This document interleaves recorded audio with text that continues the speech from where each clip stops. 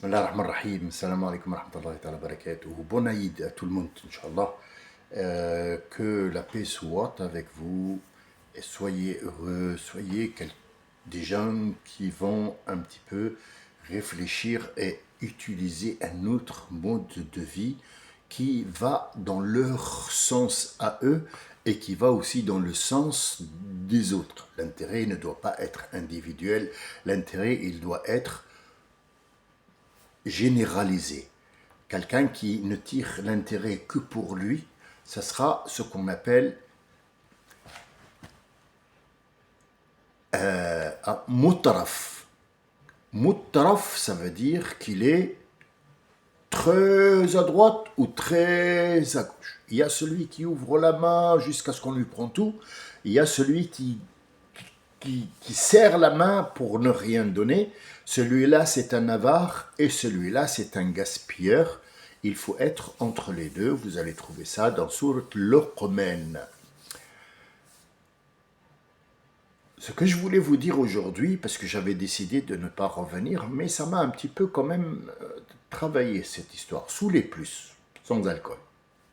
1 degré, 99 degrés. J'étais sous pendant toute la nuit, ivre de colère.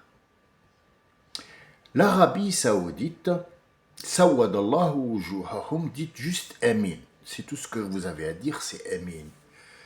Saoud veulent que le monde entier puisse faire le ramadan. Enfin, puisse non, mais c'est un ordre donné à tous les musulmans de faire l'Aïd demain. Avec eux. Pourquoi? Parce que c'est l'Arabie saoudite. Alors déjà, saoudite, ça ne veut rien dire pour moi. Je sais que pour vous aussi non plus, ça ne veut rien dire. L'Arabie peut-être. C'est le pays du prophète, alayhi salatu wassalam. Or, le prophète est venu pour enlever tout ce qui est royauté, tout ce qui est président, tout ce qui est connerie. Il a mis un prophète et il a mis des willettes. Ça veut dire des gens qui sont responsables, des responsables.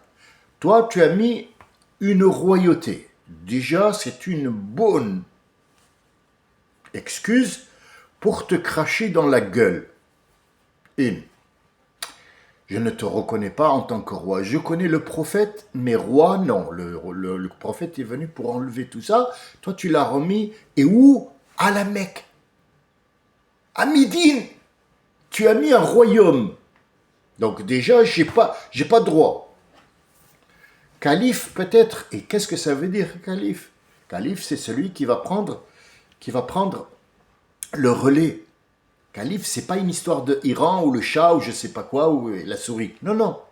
Calife veut dire celui qui prend la responsabilité et il prend le relais sur quelqu'un d'autre. Ça s'appelle calife. Pas de royauté, pas de président, pas de dictateur. Non. Non, il est hors de question. Donc pour moi, Saoud, ça veut rien dire. Une. Deuxièmement, si tu veux qu'on te suive, pourquoi maintenant? Après que tu aies fait tout ce mal aux gens, je ne parle pas de la guerre c'est une autre chose, tu as pris une branlée, c'est bon, on t'a aplati comme une crêpe, comme une merde sur le pays de notre prophète à nous, tu as mis un trou du cul, qui ne sait même pas se laver le derrière, qui est sale comme un cochon, c'est un cochon, albinos, qui va faire trimplande ou sur le terrain où a marché notre prophète. Tu l'as sali, donc c'est toi le sale, c'est pas lui, lui c'est un cochon. Mais toi t'es sale, tu me donnes à moi des ordres. Et tes soi-disant savants, les savants de l'Arabie saoudite, comme par exemple ceux-là ici, ils se promènent en Rolls-Royce. D'accord, avec l'argent de qui? Avec l'argent du Coran et avec l'argent du pétrole qui appartient à tous les musulmans. Pourquoi? Une question que je vais te poser. Pourquoi, quand je viens à la Mecque, tu me fais payer?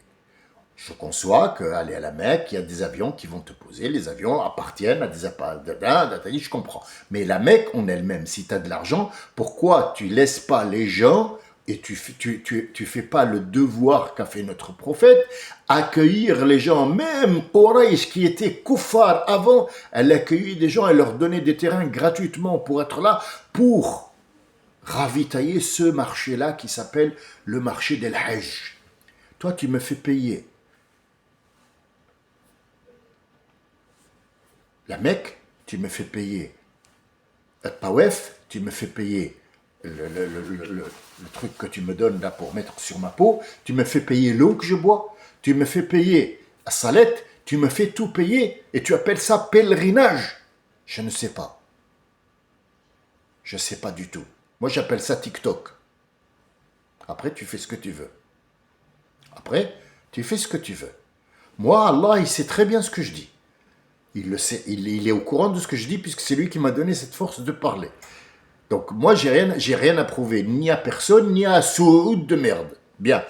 Deuxièmement, si t'es Saoud comme tu parles et tu dis que tu es notre roi, admettons que moi je t'accepte comme roi, d'accord.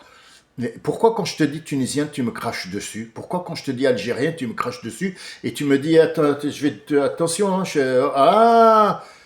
pourquoi l'Algérie s'appelle Algérie, elle ne s'appelle pas, je sais pas, un dérivé de l'Arabie Saoudite, par exemple. Et tu donnes à l'Algérie de l'argent comme tu nous donnes la part de pétrole pour que l'Algérie qui est musulmane, le Maroc qui est musulman, la Tunisie qui est musulmane, le Mali qui est musulman, je sais pas quoi, l'Éthiopie qui est musulmane, des Chinois, des machins, tu leur donnes à chaque fois de quoi faire des projets. Pourquoi tu fais pas ça? Pourquoi tu nous envoies chier? Pourquoi ce cadeau que tu donnes à Trump, un avion, parce que c'est son anniversaire? Et moi, mon anniversaire, tu l'as oublié ou quoi? Je suis saoudien ou musulman, moi? Musulman, donc c'est pas l'histoire de Saoudi, c'est l'histoire de musulmans, on est bien d'accord. Bah, si on est musulman, pourquoi tu nous rejettes?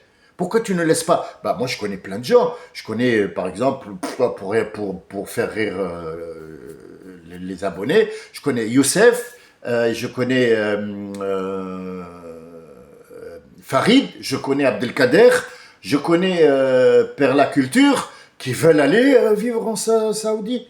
Et ils quitteront tout pour y aller. Ah, je t'assure, même s'ils en font, ils les jettent et il va. Pourquoi tu ne le laisses pas passer? Pourquoi tu lui dis c'est interdit? Mais il est musulman ou il n'est pas musulman? Il y a un gros problème ici. Et tu veux que je fasse le roman? Alors, écoute-moi bien. Moi, je ne crois pas en toi, ni en ton islam, ni dans rien du tout. Moi, je crois qu'il y a là-bas, il y a la Mecque, le prophète, alayhi salatu salam, qui a laissé des recommandations. Toi, tu n'existes même pas pour moi. Arabie Saoudite, pour moi, c'est tout ce que je peux vous dire. Excusez-moi, hein, je peux être vulgaire ou les gens n'acceptent pas ce que je dis. Mais regarde la réalité, tu vas comprendre. Ces pays de merde, le prophète, il a dit Al-Hufat, Al-Urat, il les a appelés. Il les a appelés Al-Hufat, ça veut dire pieds nus, Urat, nus. Nus, mais pas nus dans le vêtement. Ils sont nus, ça veut dire qu'ils possèdent rien. Qu'ils possèdent rien, ils sont pieds nus. Et ils vont construire des bâtiments. Sachez que c'est la fin des temps parce que ils se sont appropriés l'état que le prophète a fait. Ils les ont appropriés, ils ont mis un royaume, il est à la merci de ces gens-là. Moi, j'ai pas à te suivre, mon ami, parce que tu fais ce que tu veux et moi, je dois dire As-Sam'u'ta. Pas du tout. Je vais te raconter une histoire, mon ami abonné, pour que tu saches. Un jour, quelqu'un est venu à Médine et il a donné à Omar, et il lui a donné à Omar ibn Khattab un cadeau. C'est un commerçant. Il a fait don de toute sa marchandise de tissu à Omar. Il lui a dit ça, c'est pour tous les musulmans que tu peux atteindre. Ce que tu ne peux pas atteindre, moi je suis commerçant. Je vais tourner et dis à tes ouellettes, les gens que tu as mis en place, par exemple en Égypte, je vais leur apporter la même quantité. Ça, c'est pour juste Médine. Omar a fait le partage dans Médine. Tout le monde a eu 1 mètre de tissu. C'est grand chose? Non. Mais ça pourrait faire un izar. Quand je dis 1 mètre, je n'ai pas les dimensions exactes. On est bien d'accord, je parle de quelque chose que je n'ai pas vu, mais qui nous est arrivé. Donc on peut mettre un métrage dessus pour avoir une idée, parce que l'être humain sans image, voilà. Omar est monté sur le mambar pour faire le Jumu'ah comme étant calife des musulmans. Le Jumu'ah, c'est lui qui monte pour rappeler aux gens qu'on est vendredi, qu'est-ce que vous avez fait et qu'est-ce que vous n'avez pas fait. Et qu'est-ce que vous devez faire et qu'est-ce que vous devez ne plus faire. C'est ça le Jumu'ah. Il y en a un dans la mosquée qui a levé la main, il a dit à Omar, j'ai quelque chose à dire. Il lui a dit, dis, attention, c'est celui qui commande tous les musulmans dans le monde, Omar. Hein? L'autre, c'est un citoyen normal. Il peut tout de suite être décapité dans notre temps, à nous maintenant. Vous savez, le prince Kaka de Saoud a mis quelqu'un dans l'acide parce que ça a pas, ce qu'il a dit, ça ne lui a pas plu, donc il a décapité, il l'a mis dans l'acide. Tout le monde est au courant, il n'y a personne qui parle, tout le monde est au courant. Bien. Disons que maintenant, on va décortiquer la chose. Qu'est-ce que tu veux dire à notre calife? Il lui a dit, t'es un voleur. Il lui a dit, je veux bien, si c'est une vérité, que tu me donnes des preuves. Écoutez bien, écoutez comment ça se passe. Peut-être pas dans ce sens-là, mais c'est en arabe, et c'est des arabes. C'est Omar, c'est quelqu'un qui tuait avant l'islam, il tuait, il coupait des têtes. On ne peut pas parler à Omar comme ça. Et surtout quand il est devenu calife. Il a dit, t'es un voleur. D'accord. Sur quelle base tu viens de me dire que je suis voleur? Donc après, bien sûr, il y aura des conséquences si tu mens.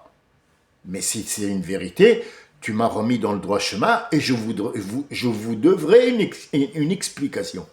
Il lui a dit, tu as donné à chacun de nous 1 mètre. Sachant que tu mesures 1,95 m, sachez-le, Omar mesure 1,95 m, lui et Khalid ibn al-Walid. Il est roux. Comment ça se fait qu'avec 1 mètre, tu as pu te faire un habit et c'est le même tissu que tu nous as donné? Donc tu t'es pris toi 2 mètres et tu nous as donné 1 mètre. Il lui a dit, tu as tout à fait raison. Par contre, où est mon fils Abdallah? Ah, mon fils Abdallah, il est dans l'autre mosquée. Personne ne sort de la mosquée, allez me chercher Abdallah, tout de suite. Ils sont allés chercher Abdallah, quelque part ailleurs. Ce n'est pas une seule mosquée à Médine, il y en a beaucoup. Bref. À peine il est rentré, il lui a dit, posez-lui vous la question. Peut-être que nous, on a un langage et on va vous entuber. Posez-lui la question. Ils lui ont posé la question et il lui a dit, Astahlifuka billah. Dis-leur si toute la vérité, n'émet aucun détail. Ils lui ont dit, ton père, il a 2 mètres. Il leur a dit, ma part à moi, je l'ai donnée moi à mon père parce qu'il est grand de taille et que 1 mètre, ça irait jusqu'à au-dessus de ses genoux. Donc je lui ai donné mon maître à moi pour qu'il fasse un habit, pour qu'il soit présentable devant vous, parce que tous ses vêtements sont raccommodés. On est où de ces personnages-là qui représentent l'islam? Lui, s'il me dit, tue-toi, je prends un couteau et je me coupe la tête. Voilà quelqu'un qui va me dire, demain c'est l'Aïd, donc je lui dis, Assam wa ta'a, calife. Problème, gros. Qu'est-ce que vous allez faire? Je ne sais pas. Je peux discuter avec vous, je vous dis ce qui m'a enivré hier de colère. Ces gens-là, en fait, ils utilisent la guerre, les machins, les trucs pour dominer. Donc, en fait, tous vont lui devoir une allégeance, ce qui fait qu'ils ont été appelés par l'Amérique pour dire, tiens, mais de notre cause, utilise le din pour mettre les gens dans notre cause à nous, pour qu'on puisse attaquer l'Iran. En fait, c'est à peu près ça, à partir d'une simple histoire de demain c'est l'Aïd ou c'est après-demain, aligne-toi sur moi, comme ça on va faire... Non, je fais rien du tout. Je vais laisser l'Iran, enfin moi je laisse rien du tout, mais je vais déguster comment l'Iran va te donner une fessée. Une. Deuxièmement, je parlais avec beaucoup de monde concernant les achats impulsifs et les achats je sais pas quoi. Et puis la vie, elle est devenue chère et machin. Donc il y a une femme qui m'avait dit ça. Et donc j'ai discuté avec elle, mais je lui ai donné une idée. Je lui ai dit, ça, honnêtement, je voudrais le dire à tout le monde. Alors, je vais vous le dire, comment ça s'est passé et comment ça doit se passer pour savoir que le changement vient des habitudes. Il ne vient pas de la tête. Il ne vient pas de la tête. Le changement n'est pas dans la tête. Quand tu entends, par exemple, quelqu'un comme moi qui te dit une vérité, cette vérité, elle n'est pas acceptable pour les autres. Elle ne les arrange pas. Il a un mode de vie, tu viens, toi, l'emmerder, qu'est-ce qui va se passer? La première qui va en prendre compte, c'est la dame. Puisqu'elle connaît son mari, elle va le voir, l'attitude a changé, sa vision, ce qu'il dit quand il voit la télé, tout a changé, elle va savoir. Elle veut savoir pourquoi il a changé. Est-ce qu'il fréquente une mosquée? Peut-être qu'ils l'ont embarqué dans un truc, dans une mosquée. Peut-être qu'il a subi un lavage de cerveau. C'est pas normal qu'ils disent que voilà, ça et ça et ça. Il faut qu'on voit. Alors, c'est la femme, elle a l'œil. Vous voyez, c'est pas comme l'homme. Il voit pas trop, mais la femme, elle a tout. Sache, mon ami, si tu es un homme, sache qu'une femme, quand elle te regarde, elle t'a lu de haut en bas. Ne crois pas qu'elle n'est pas au courant de ce que tu fais. Après, elle n'a pas d'épreuve, ça c'est autre chose. Quand tu entends une vérité, tu ne vas pas directement la pratiquer à la maison. Il faut que tu réfléchisses, c'est une vérité. Or, moi, je vais attaquer 50 et moi, j'ai une seule vérité. La vérité gagne toujours, mais est-ce que je serai vivant quand je vais la mettre? Parce qu'ils vont la détruire et me détruire moi, et il y en a un autre qui va venir la vérité, ainsi de suite. Est-ce que tu es capable de laisser ta famille, que tu as construite depuis des années, être détruite parce que quelqu'un est venu te dire ça et ça et ça et ça et ça? Est-ce que, par exemple, quand je te dis les mosquées, tu n'y vas plus parce que moi je l'ai dit? Pas du tout. Pour moi, c'est pas une mosquée. En France, il n'y a pas de mosquée. Je suis désolé, il n'y en a pas. Celui qui me dit le contraire, ben, il y a un problème. Entre nous, il y a un gros problème.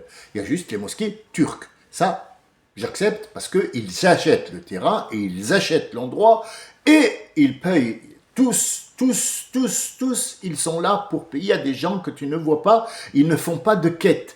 Les Turcs ne font pas de quête dans la mosquée, parce qu'il y a des gens qui s'en occupent déjà, donc ils sont bien organisés. Ils ont des tapis neufs tous les mois, ils sont là, ils lavent, machin, il y a des commerces devant la mosquée, les toilettes sont hyper propres. J'adore aller dans ces mosquées-là, malgré que je ne comprends rien à ce qu'ils racontent, mais or, tu vas dans un petit appartement de banlieue, ou de là où tu habites, quelqu'un qui a loué, et demain, le gars, il va te dire, vous sortez, je vais porter plainte parce que là, vous faites trop de bruit, c'est à lui. Donc, on loue, et avec le serre-chien en plastique, l'argent pour le loyer, l'électricité. Et il y en a un crétin qui monte, il est payé par cet argent-là pour vous dire, salam alaikum, la mosquée. C'est pas une mosquée. C'est un appartement que tu as loué pour que des gens viennent faire la prière. C'est un lieu de prière, même pas de culte, de prière. Parce qu'il n'y a pas de culte, il y a du cul. C'est tout. Excuse-moi. Alors, les tapis sont sales, ça pue les chaussettes. Le pipi, il est partout dans le... Dès que tu rentres, tu sens le caca, le pipi. Et on te vole tes affaires si tu les mets. C'est pas une mosquée. Mais est-ce que tu as le choix? Parce que Samy, il a dit que toi, tu vas pas à la mosquée. Pas du tout. Pas du tout. Essaye de trouver quelque part, et si tu le veux vraiment, Allah, il va te mettre sur le chemin d'un endroit où tu peux vraiment pratiquer cette mosquée-là, où il y a des gens qui sont compétents. Il n'y en a pas, eh bien, fabrique-en. Fabrique-en. T'es français? Tu es français. D'accord, tu es entendu? Oui. Je vais faire en sorte de me rallier à la cause des musulmans français, sans sortir de ce qu'on appelle la loi française et dire voilà, nous on veut quelque chose de propre pour donner une belle image et nous sommes français. Nous ne voulons pas nous rallier à X ou Y, nous sommes la France, nous représentons la France propre et nous sommes libres de prier qui on veut. Nous aujourd'hui on a décidé de prier une table, on a apporté une table, c'est notre Dieu. Nous aimons le Dieu table. Est-ce que tu vas m'empêcher de mettre une table et de l'adorer? Non, tu peux pas. Moi c'est ma croyance, c'est ça. Donc en fait, il y a beaucoup de solutions sans démolir ton appartement, sans démolir ta maison, sans démolir ta vie conjugale que tu as construite avec tes enfants, parce que si les enfants commencent un petit peu à te détester parce que tu leur apportes une vérité qu'ils n'acceptent pas ou qu'ils ne veulent pas, ça va être compliqué après. Là, rentre la logique et l'intelligence. On ne piétine pas, mais on prend en considération. On va se concerter. On va voir ce qui est le meilleur, qu'est-ce qui est le pire. Le prophète, quand on lui a apporté 2 problèmes, il prenait le problème le moindre, le problème le moins compliqué. 2 problèmes, 2. Pas un problème et une solution. Tu apportes un problème et une solution. Quelle est ta question? Qu'est-ce que je fais, ça ou ça? C'est une question ou tu es en train de te branler là? Dis-moi. Quand tu viens me dire qu'est-ce que je fais, c'est que tu as 2 problèmes. Et il y en a un toujours qui est plus grave que l'autre, les conséquences. À qui tu l'as apporté? Rasoul. Rasoul, il voit quelle est l'ampleur de la chose parce que toi, tu ne peux pas le voir. Donc, lui, il le voit, il te dit, on va prendre celui-là. Dis-lui oui, parce qu'il t'a pris le moindre, celui qui va te causer le moins de problèmes. Il ne va pas prendre l'autre, parce qu'il va dire, allez, pile ou face. Réfléchis, nom d'un chien. L'autre côté que je voulais vous dire, avant, Inch'Allah, de clore cette intervention, quand j'étais plus jeune que ça, on allait avec le caddie et on mettait tout et n'importe quoi. Les enfants, ils voulaient ça, allez, ça. Il n'y avait pas de manque d'argent, il y avait une entreprise qui tournait. Dieu merci. Un jour, je suis rentré avec 500. À l'époque, c'était en 2000, l'euro venait juste de faire son intervention. Ça veut dire que la botte de persil, qui était à 86 centimes de francs, ce qui est l'équivalent maintenant de 20 centimes, 15 centimes, est passé de l'an 1999 à l'an 2001, directement le 1er janvier, elle est passée à 70 centimes. Ça veut dire qu'elle a pris 3 fois et demi son prix dans l'euro. Donc tout le monde s'est fait enculer quelque part avec l'euro et c'est le but. Ils se sont concertés, ils ont dit tiens, tu sais ce qu'on va faire? Ah ben, on va faire ça et ça et ça. Ils ont réussi. Tout a triplé. Du jour au lendemain, tu as dormi avec le franc, tu t'es réveillé avec l'euro, tu n'as pas le choix. La botte de persil, qui est un exemple parmi 50 millions, et vous avez vécu ça en 2001. Donc tout a 2000. 2001, c'était vraiment le franc, il n'existait plus. 2000 a commencé l'euro à rentrer. Bien. Donc tout a flambé. Je me suis rendu compte que j'ai fait les courses avec 500 euros, on est passé à l'euro, qui était une somme, excusez-moi, mais considérable. Considérable. Tu tapes euro x 6, 5 x 6, tu verras que la somme en francs est énorme dans un caddie.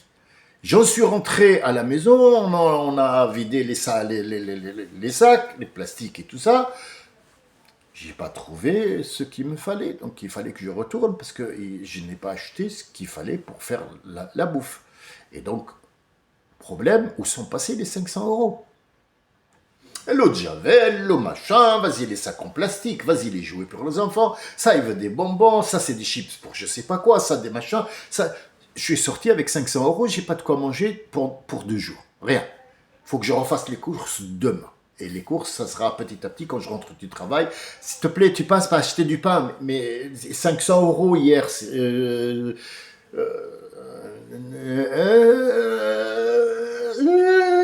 y est. On voit plus le tunnel. Ah, qu'est-ce qu'on fait? On va faire la chose suivante. On va se priver de rien du tout, mais on va essayer d'améliorer la chose. Et aussi, de ne plus donner ces 500 euros à le supermarché, mais rentrer avec quelque chose qui se mange tout en se faisant plaisir. La chose que j'ai faite, je l'ai évoqué il y a une fois, il y a 2 ans, 3 ans, ça, mais bon, les gens ne les écoutent pas. J'ai fait un menu. Je me suis dit, allez, ça,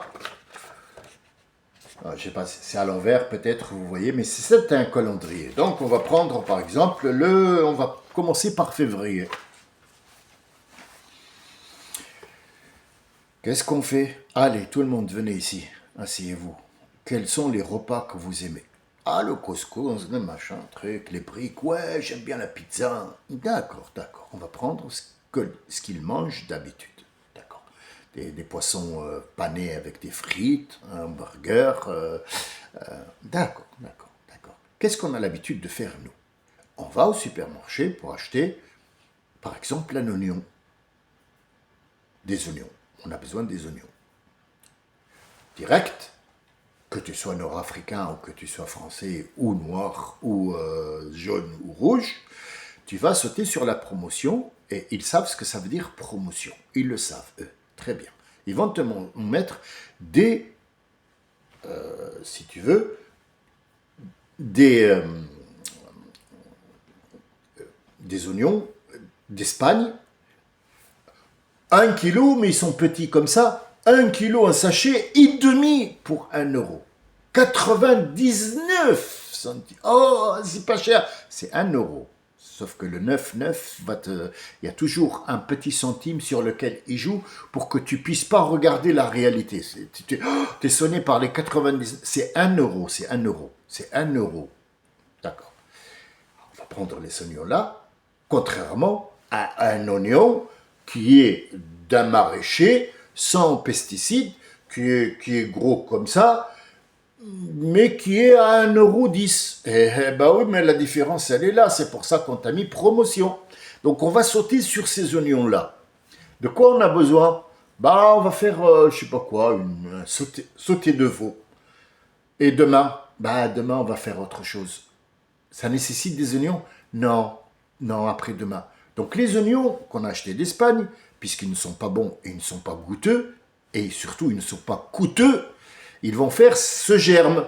Mais ne croyez pas qu'il va... Non, ce sont des graines qui ont été en Espagne modifiées pour une fois. Juste ils pousseront, la feuille poussera, mais il n'y aura pas d'oignons pour dire vas-y, replante-les. Et en plus, si j'habite à Paris, à Bobigny, comment tu veux que je plante des oignons? Où que tu veux que je les mette, les oignons? Tu veux que je devienne vulgaire? Quels oignons? Tu vas les mettre où?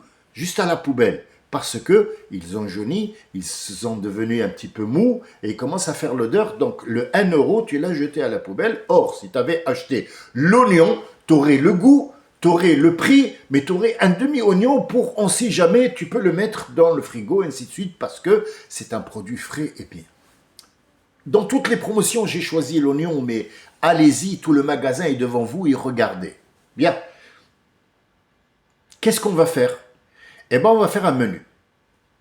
Que tu le veuilles ou non, les premiers jours, ça va être difficile, mais c'est pas grave.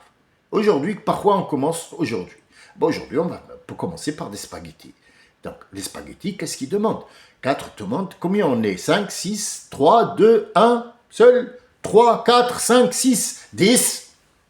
Il y a des gens qui ont 10 enfants. On va faire des spaghettis. Combien il nous faut de persil? Combien il nous faut de moules? Et combien, bon, je dis n'importe quoi, mais combien il nous faut pour faire les spaghettis, madame? Bah, il faut 1 kilo de spaghettis, 2 kilos, 3 kilos. D'accord, c'est pas la peine qu'on achète 7 paquets parce qu'on doit avoir des spaghettis à la maison. Non.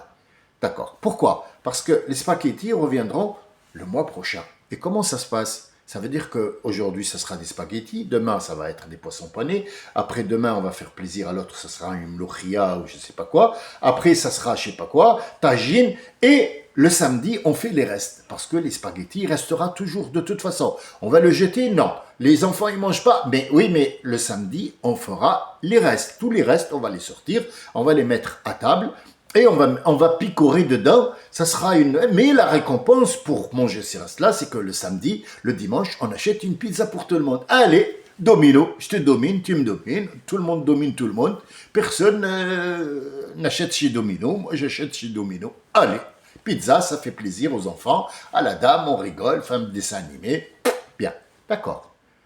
La semaine prochaine, ça sera un menu différent des choses qu'on n'a pas fait cette semaine. Il y en a plein. Blanquette de veau, je sais pas quoi, machin truc, au four, tartiflette. Ça y est. Donc, en fait, tu as un mois où tu as 4 menus différents. Et chaque fois, tous les dimanches, allez, aujourd'hui c'est Quick, demain c'est McDonald's, aujourd'hui c'est pizza. Tu as les 4 semaines qui sont passées. Le samedi, on a mangé les restes. On n'a rien jeté. Il n'y a pas un seul oignon que tu as jeté à la poubelle parce que ce que tu as acheté est conforme à la semaine. Je fais des courses par semaine pour le menu de la semaine. J'ai besoin d'un oignon ou 1 oignon et demi Je n'achèterai pas une promotion que je vais jeter à la poubelle. Donc tu vas faire des économies sur ces 500 euros énormes. Tu t'en rends même pas compte parce qu'il n'y a pas que les courses. Il y a la voiture que tu prends à chaque fois pour aller faire les courses et revenir, c'est du carburant et c'est du temps. Et en ce temps-là, il est compté et cet argent, il est compté. Et ce carburant, il est compté et tout est mis en place par un État qui va faire en sorte que ta paye à la fin du mois, tu n'as pas un rond pour assurer l'heure derrière pour que tu reviennes le mois prochain travailler et que tu ne te mettes pas en arrêt parce qu'il va encore t'enculer autre part. Donc moi j'ai choisi le menu de la bouffe, mais il y a plein de choses que vous achetez à la maison qui vous ont jamais servi. Vous l'avez acheté sur le coup de la pulsion parce que ça fait affaire jolie et ça ne fait que payer, tout simplement, ça finit à la poubelle. Tout ça pour vous dire que Saoud, ils sont à l'origine de ce que nous subissons aujourd'hui. Saoud est à l'origine de ce qu'on subit aujourd'hui. Pas l'Arabie, pas l'islam. Saoud, Sawadallahu wujuhahum. Et tu veux que moi je fasse l'Aïd avec toi parce que toi tu l'as décidé? T'es qui? Mon guide? Non, je n'ai pas de guide ni suprême, ni... J'ai pas de guide, moi. J'ai pas de guide. Je ne sais pas de quoi tu me parles. Mon guide, c'est le Coran, c'est Mohammed sallallahu alayhi wa sallam. Tout le reste du monde, il donne une idée, je la réceptionne. Je vois ce que ça veut dire. Bon, elle me semble un petit peu tordue, ton idée, dis donc. Hein. Mais je pense que je vais y réfléchir et je reviendrai vers toi. Mais tu me dis, allez, viens, vite, on y va. Moi, j'ai posé la question à l'époque. J'étais assis sur une table dans un restaurant que j'avais décoré. Et on était là, 4 personnes. On est allé faire la prière. On est venu. Il y avait 3 jeunes. Donc, il y a un gars qui se ramène avec une djellaba. Salam alaikum wa rahmatullahi wa barakatuh sur la tête. Ça vous dirait d'aller en Irak et tout? Moi, j'étais là. Moi, ça ne m'intéressait pas, mais je regardais les jeunes. Et ils lui ont dit, ouais, mais c'est quoi? Il leur a dit, vous allez aller, machin truc, et vous serez 99 vierges, et je sais pas quoi, ouais, shahad, ah, wallah, wallah, qu'est-ce que ce monde, il est pourri. J'ai posé une question, je dis, moi, je voudrais bien y aller. Il m'a dit, non, toi, non, parce que peut-être tu as une famille. Ah bon, parce que eux, ils en ont pas? Qui t'a dit qu'ils en ont pas? Tu les connais? Tu les connais pas? Il m'a dit, ouais, mais c'est pas pareil parce qu'ils sont jeunes. Oui, mais peut-être qu'il a un bébé à la maison, lui. Ouais, mais il m'a dit, écoute, arrête de nous mettre des bâtons, astaghfirullah, t'es chitan, toi. Non, je dis, moi, je suis pas le chitan, je suis son cousin. Mais disons que je vais te poser une question. Toi, tu vas, moi, je suis prêt à y aller, je n'ai pas de famille. Mais je vais aller avec toi en Irak pour combattre je sais pas qui. Je m'en fous complètement. De toute façon, il y a 90 vierges, tu me dis. Ça tombe bien, je suis pas marié. Ils sont tous vierges, toutes vierges. T'es sûr? T'es sûr, hein? Sûr. Bon, d'accord, j'y vais avec toi. Mais disons que toi, tu vas avec nous.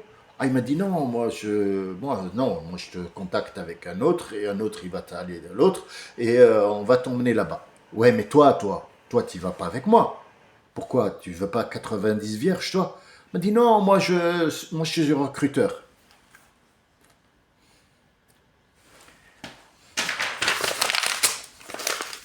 Tu recrutes? Ah bon, tu es le recruteur, toi? Bon, moi j'y vais pas. Et je voudrais que, avant que je te mange comme je suis en train de manger le papier, bon, je vais te manger la tête, c'est tout à fait normal. Et oui, il faut absolument que... Non, non, je suis cannibale. Je suis cannibale. Je suis cannibale. Et avant de te rendre la tête comme ça, il faudrait que tu me rendes mes vierges. Bah, au moins la moitié. Maintenant, sinon je t'enlève la culotte, on va tous t'enculer ici, tu vas comprendre l'islam. L'islam, c'est sans vaseline. Tu vas comprendre. Donc, vous voyez ou vous ne voyez pas. Je suis vulgaire, je sais pas trop. Je sais pas trop. Je vais quand même prendre un Doliprane. Et je vous souhaite un très bon Aïd à tous et à toutes. Soyez bénis. Réfléchissez. Regardez bien. Regardez, analysez. Et après, prenez une décision. Mais la décision vient petit à petit, goutte à goutte. Et laissez le Tout-Puissant s'en occuper. Ne faites pas de bêtises qui pourraient revenir sur vous.